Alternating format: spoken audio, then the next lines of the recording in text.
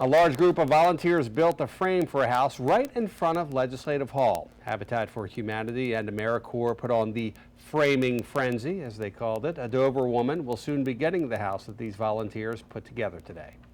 When I found out, I screamed, cried. I had to sit down. I said, I need water. I felt like I was going to faint, honestly. I felt like I won sweepstakes or something. Once the frame was complete, it was loaded onto a truck and then taken over to Kirkwood Street in downtown Dover. The building process will continue from there in Dover. I'm told the capital budget actually stands a real chance of not getting approved as it is. Now, lawmakers technically don't have to pass it tonight. They do have to pass, however, the state's general operating budget tonight, or the state government will shut down tomorrow. Now, speaking of the state's general operating budget, I'm joined now by WBOC's Chanel Douglas. And one other thing they're going to be talking about tonight, Chanel, animal control. That's right, Mike. Right now, animal control is being handled by each individual county. Now, this is just part of the operating budget being discussed tonight. There are plenty of details about animal control within the state, but basically what they're talking about is they're trying to take away authority from these counties and putting them to the state. Take a look at these faces. They're just a few of the dogs found here at the Kent County SPCA. Many of these dogs were found wandering the streets, but as Executive Director Kevin Usselton explains, the state is still deciding who will get authority over handling stray dogs like this one. The fight is over who gets stray dogs in the state of Delaware. Is it the First State Animal Center, which has complete coverage of the entire state, or is it going to go to the Office of Animal Welfare, state-run dog control? It's a battle SPCA is trying to win.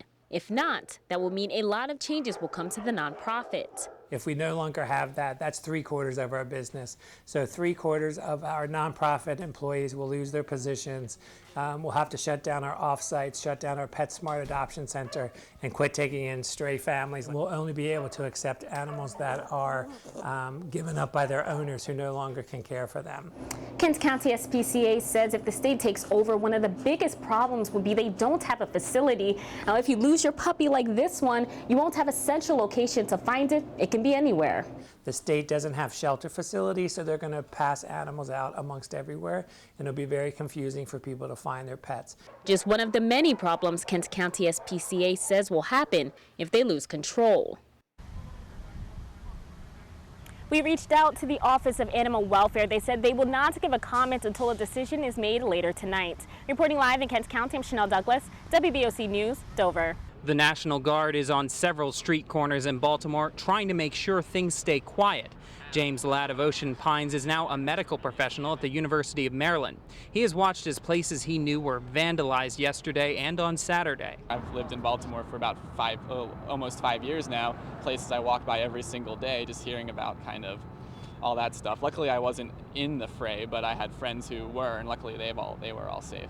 Megan Campbell, who hails from Laurel, is now an event planner in Charm City. She says that police are doing an excellent job of keeping the situation under control. I've seen a lot of rumblings online of people suggesting that the police pull back and let whatever is going to happen, but I just want everyone to understand that the police are the only people protecting us and keeping this contained and keeping the innocent safe. And they're doing their jobs. At the end of the day, I want them to go home to their families safe too at night. But this is our city, and they're protecting it, and they're protecting the city that we love. Ashley Simmons, a senior at Towson from Hooper's Island, says she's keeping her ear to the ground to stay safe. Watching my surroundings is just the biggest one.